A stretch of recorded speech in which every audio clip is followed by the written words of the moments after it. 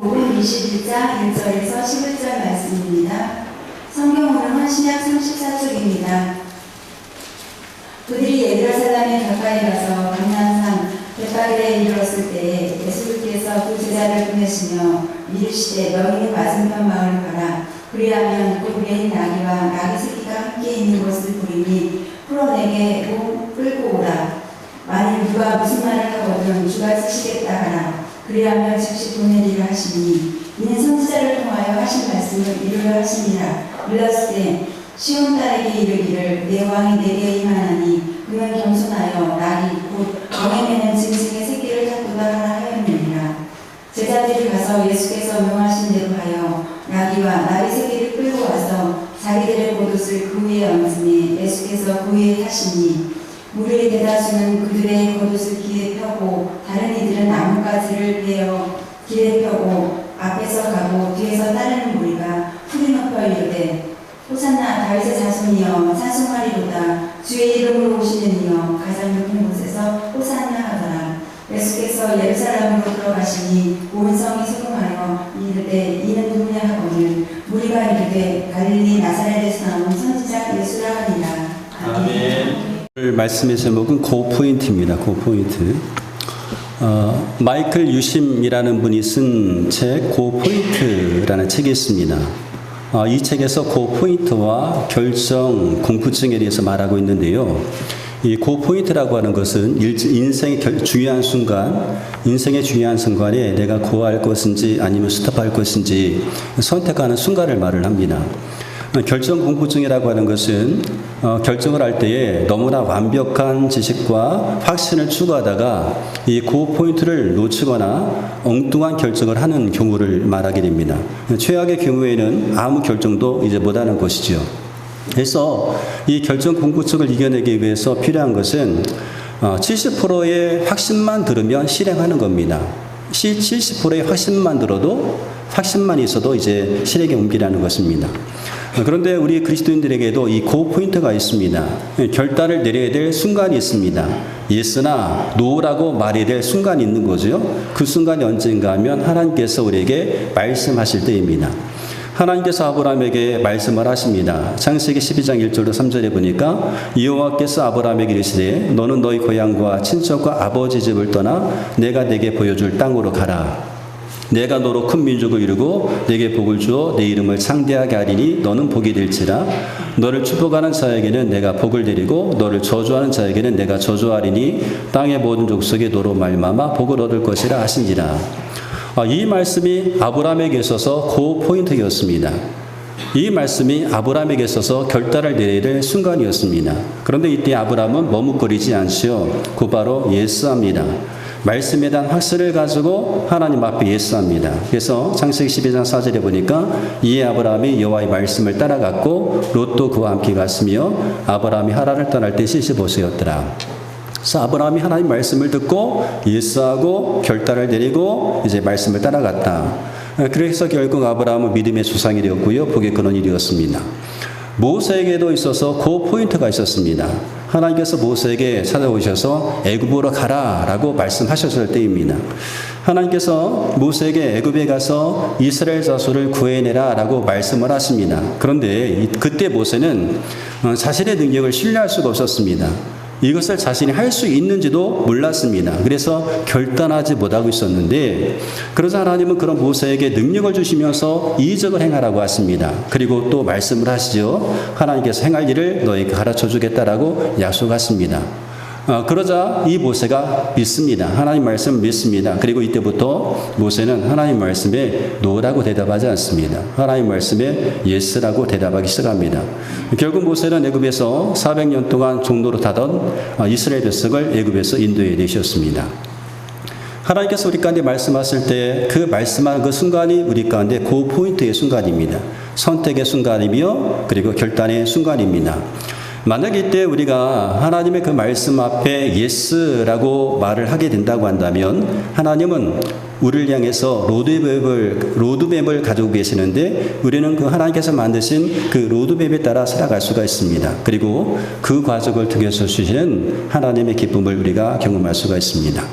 하나님은 우리 인생을 향한 로드맵을 가지고 계십니다. 로드맵이라고 하는 것은 목표 달성을 위해서 작성된 가이드라인을 말하기도 하고요.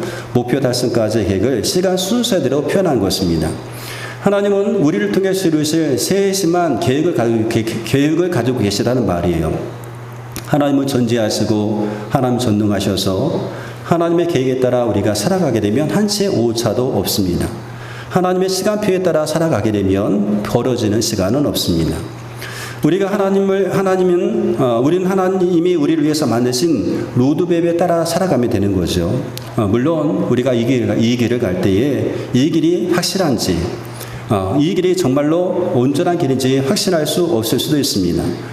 또한 우리가 하나님이 만드신 이 길을 따라가는데 나에게 그런 능력이 있는지 확신할 수도 없습니다. 그래도 괜찮습니다. 하나님이 우리를 부르셨을 때에 모세처럼 하기만 하면 됩니다. 하나님이 우리를 부르셨을 때 모세는요, 내가 여기 있습니다 라고 대답했거든요. 우리도 그렇게 하면 됩니다. 하나님께서 우리를 부르셨을 때에 내가 여기 있나이다 라고 대답하면 됩니다. 하나님 부르셨을 때 응답하기만 하면 됩니다. 우리를 향한 하나님의 로드맵은 거기서부터 시작이 되게 되는 거죠. 거기서부터 우리가 있는 곳은 하나님의 거룩한 사역의 장소가 되고 거기서부터 우리의 출애굽은 시작되게 되는 겁니다. 자, 오늘 우리가 읽었던 본문은 예수님께서 예루살렘을 입성하는 그런 장면이죠. 예수님께서 십자가를 지시기 위해서 예루살렘에 입성했습니다. 근데 평상시에는 예수님께서 걸어 다니셨는데 이때는 나귀 새끼를 타고 예루살렘에 들어가시는 거예요. 왜 그러셨을까? 왜 평상시에는 걸어가셨던 예수님께서 예루살렘에 들어가셨을 때는 나귀 새끼를 타고 들어가셨을까 하는 거죠. 그것은 스가랴 9장 9절의 말씀을 이루기 위해였어요. 스가랴 9장 9절의 말씀 보면 시온에 따라 크게 기뻐할지어라 예루살렘에 따라 즐거이 부를지어라 보라 내 왕이 내게 임하시나니 그는 공의로우시며 구원을 베푸시며 겸손하셔서 나귀를 타시니 나귀의 작은 것 곧 나귀 새끼니라 라고 그렇게 말씀하고 있어요. 이 스가랴 9장 9절의 이 예언의 말씀을 이루시기 위해서 예수님께서 나귀를 타고 입성하신 겁니다. 그러면 이 나귀 새끼는 어떻게 준비되었을까? 예수님께서 감난산 벳바게 지역에 이르렀을 때에 2명의 제자를 보내시면서 말씀하시는 거예요. 너희는 맞은편 마을로 가라. 그리하면 곧 매인 나귀와 나귀 새끼가 함께 있는 것을 보리니 풀어 내게로 가져오라 라고 말씀하셔요. 그러시면서 주님께서 덧붙여 말씀하시죠. 만일 누가 무슨 말을 하거든 주가 쓰시겠다라 그리하면 즉시 보내리라 이렇게 말씀하십니다. 예수님의 이 말씀은요, 듣기에 따라서 참으로 당황스러운 말씀입니다. 너 맞은편 마을로 가라. 나귀와 나귀 새끼가 있으니까 그냥 끌어와라.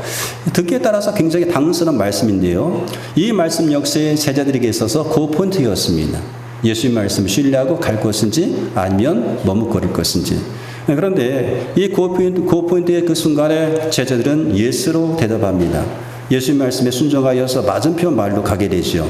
그랬더니 정말로 마을에 가자마자 어느 집 앞에 나귀와 나귀 새끼가 매여 있는 것이 보였어요.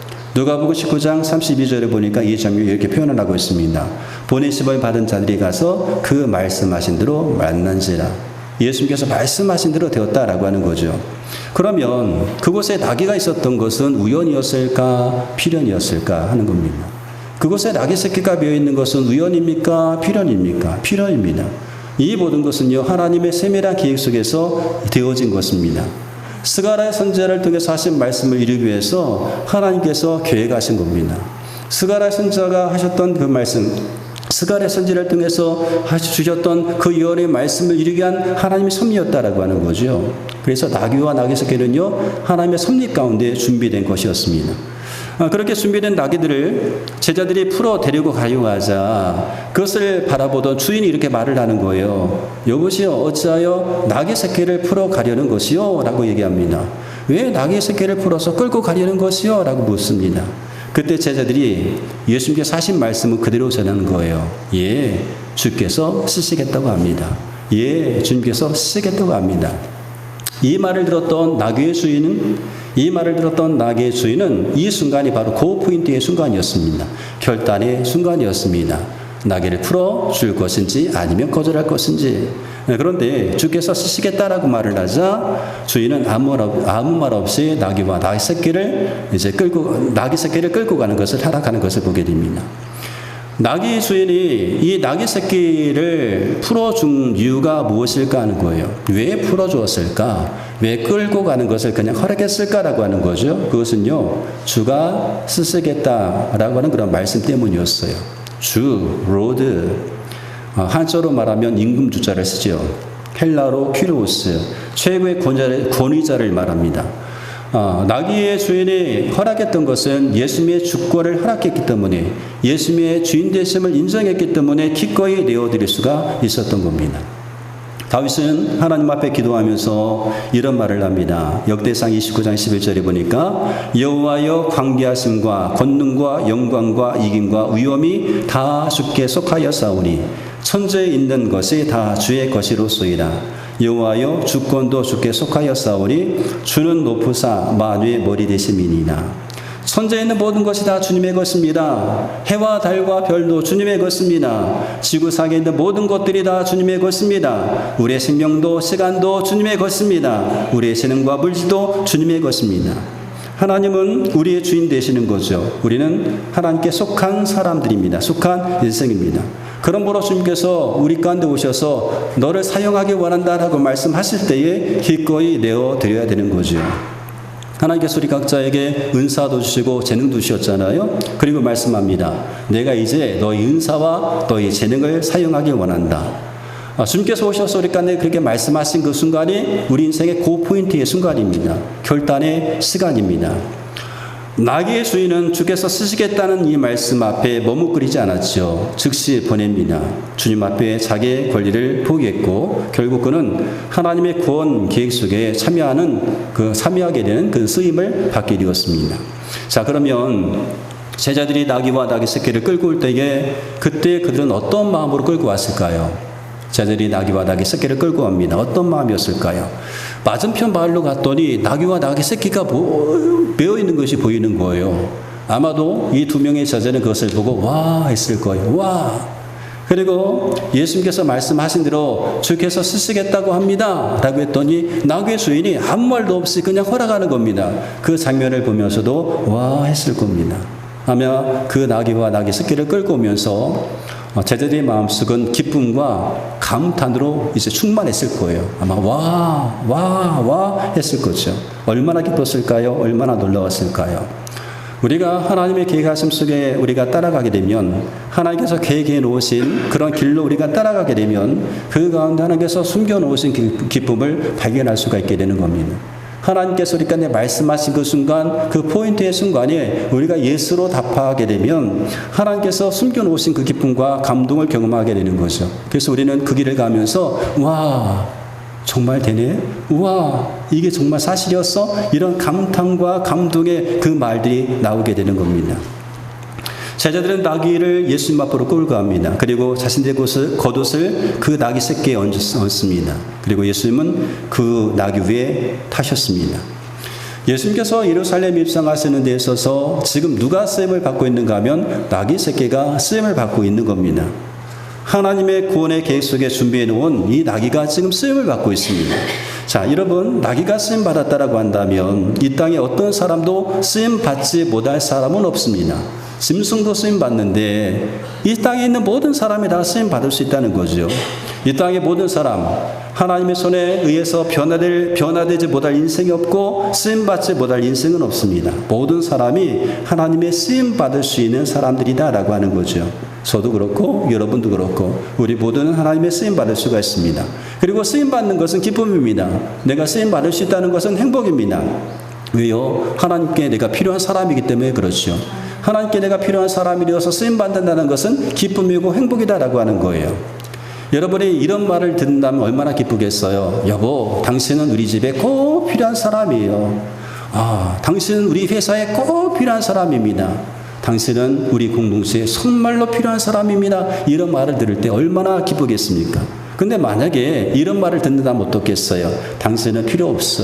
우리 가정에 당신 같은 사람 필요 없어. 우리 교회에 당신 같은 사람 필요 없어. 우리 공동체에 당신 같은 사람은 쓸모없는 사람이야. 당장 나가버려. 라고 하는 이런 말을 듣는다면 얼마나 상심이 크겠어요. 근데 하나님께서는 우리를 지명하여 부르셨어요. 우리를 지명하여 부르시고 우리를 향한 세심한 계획을 세워 놓으셨습니다. 그리고 우리를 사용하기 원하십니다. 얼마나 감사한 일이에요. 얼마나 행복한 일입니까? 하나님께 내가 쓰임받을 수 있다는 것은 너무나 행복한 일입니다. 주님께서 날 사용하시겠다고 하니까 얼마나 행복하겠어요. 하나님 말씀 앞에 우리가 예수함을 통해서 우리가 쓰임받을 수가 있습니다. 하나님 말씀 앞에 우리가 결단함을 통해서 쓰임받는 인생이 될 수가 있는 거죠. 그 쓰임받는 것은 행복한 일이고 기쁜 일이라고 하는 겁니다. 예수님께서 나귀를 타고 예루살렘에 입성하셨습니다. 사람들이 겉옷을 펴고 나뭇가지를 길에 펴고 앞뒤로 따라가면서 소리 높여 외칩니다. 호산나 다윗의 자손이여 찬송하리로다. 주의 이름으로 오시는 이여 가장 높은 곳에서 호산나 호산나 호산나 호산나 하면서 이제 따라가는 거죠.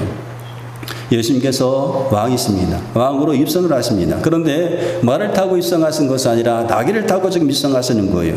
왜 나귀를 타셨을까요? 예수님께서 하나님의 로드맵에 따라 사신 겁니다. 하나님의 뜻대로 사신 겁니다. 하나님의 계획하심 속에서 지금 살아가셨기 때문에 나귀를 타고 지금 들어가시는 거예요. 그래서 예수님께서 모든 인류의 구원자가 되셨습니다. 제자들도 예수님의 말씀에 순종합니다. 그래서 숨겨진 기쁨을 발견합니다. 나귀의 주인도 예수님의 말씀에 순종합니다. 그래서 기꺼이 나귀를 드릴 수가 있게 되었습니다. 그런데 제자들도 그렇고 나귀의 주인도 그렇고 모든 사람들이 다 평범한 사람들이었어요. 비범한 사람이 아니었다는 거예요. 특별한 사람이 아니었습니다. 평범한 사람이었습니다. 그런데 그들이 주님의 말씀 앞에 예수로 응답합니다. 그 결과 하나님이 계획하신 로드맵에 따라 살아갈 수 있었고 하나님의 구원의 계획에 쓰임받게 되었고 놀라움과 기쁨을 경험할 수가 있게 된 거죠. 미국에 그 세들백 교회가 있다고 합니다. 한번 가보고 싶지만 아직 가보지는 못했지만 미국에 세들백 교회가 있는데 미국에서 영향력 있는 교회 중 한 교회입니다. 이 교회 담임 목사님은 릭 워렌 목사님이신데 목적이 이끄는 삶의 저자이기도 합니다.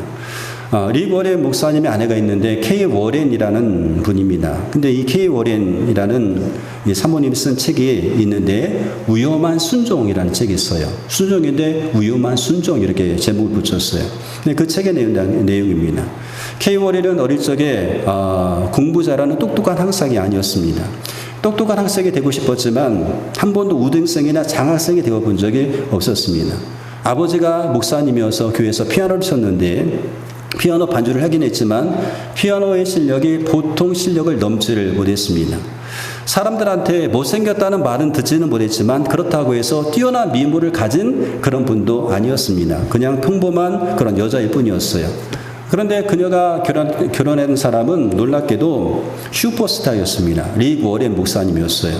남편 릭은 뭐든지 잘하는 팔방미인이었습니다. 반면에 그녀는 자신은 사람들 앞에서 말하는 것이 두려워서 언제나 구석진 곳에 앉아 있었던 그런 사람이었습니다. 그러면서 남편과 자신을 끊임없이 비교하기 시작하는 거예요. 그리고 하나님을 원망하기 시작합니다. 하나님 정말 큰 실수하신 거예요. 하필이면 왜 저를 이것밖에 안 되는 인간으로 만드셨어요? 우리 남편에게 좀 더 예쁘고 우리 남편에게 좀 더 재능 있고 똑똑한 사모를 허락하시지 저는 아무리 해도 안 돼요 라고 하면서 울먹이며 기도합니다. 그런데 그때 라디오에서 데니벨 홀이라고 하는 사람이 부른 평범한 사람들이라는 노래가 흘러나왔습니다. 이 내용은 이렇습니다. 하나님은 평범하지만 자기가 가진 모든 걸 하나님께 드리는 사람들을 사용하신다는 내용의 노래였어요. 그를 향한 하나님의 마음이 느껴지는 그런 순간이었습니다. 하나님께서 그 순간 그에게 말씀하셔요. 나는 너를 실패자기라고 생각하지 않는다. 나는 너를 쓰려고 한다. 나는 너에게 너 자신을 나에게 주기를 바랄 뿐이다. 이런 음성을 들려주십니다. 이 순간이 K 워렌에게 있어서 고포인트의 순간이었어요. 결단의 순간이었습니다. K 워렌은 이 말씀, 이 음성을 들은 다음부터 그의 기도의 내용이 바뀌기 시작합니다. 잘난 것 없다고 투영 부린 것 용서해 주세요. 평범하게 만든 것에 대해서 감사하기 시작합니다. 하나님께서 마음대로 날 사용해 주세요 라고 그렇게 기도하기 시작합니다. 이런 기도를 드린 다음에 K월에는 하나님의 모든 말씀 앞에 예스로 응답하기 시작해요. 이해하기 시작합니다. 그의 인생은 하나님을 향해서 언제나 예스였습니다. 하나님 앞에서 노라고 하는 법이 없었어요. 그리고 그녀는 이것을 위험한 순종이라고 제목붙입니다. 하나님 앞에 항상 예스 한 것을. 그로부터 25년의 시간이 흘렀고 25년이 흐른 다음에 K월에는 하나님 앞에서 내가 예스했더니 하나님께서 나를 어떻게 사용하셨는지를 쓰면서 독자들에게 이렇게 권면하고 있습니다. 하나님은 평범한 사람을 쓰신다. 하나님이 비범한 사람을 쓰시려고 했다면 나를 사용하지 않으셨을 것이다. 하나님이 나를 찾아올 때에 예라고 말할 수 있어야 한다. 기독교인으로서 열매 맺는 삶을 살기 원하지만 평범하고 소심해서 아무것도 할 수 없다고 생각하고 조용히 예배만 드리는 사람이라면 지금 당장 하나님께 예라고 대답하라. 그리고 하나님이 당신의 삶을 어디로 이끄시는지를 지켜보라. 이렇게 권면하고 있습니다. 지금부터 하나님 말씀 앞에 예라고 대답하라. 그리고 하나님께서 당신의 삶을 어디로 이끄시는지 지켜보라. 여러분, 하나님은 우리를 위한 로드맵을 가지고 계십니다. 그 로드맵에는 한치 온차도 없습니다. 그 길로 인도하시기 위해서 하나님은 우리 가운데 말씀을 하시죠. 그 말씀하시는 그 순간이 우리 가운데는 고포인트의 순간입니다. 고포인트의 순간, 결단의 순간입니다. 그 결단의 순간에 여러분 예스라고 말하길 바랍니다. 예스라고 응답해 보시기 바랍니다. 그래서 하나님 말씀을 따라가 보시기 바랍니다. 그리고 하나님께서 우리의 삶을 어디로 이끄시는지 기대하면서 지켜보는 저와 여러분 되시기를 주의 이름으로 축원드립니다.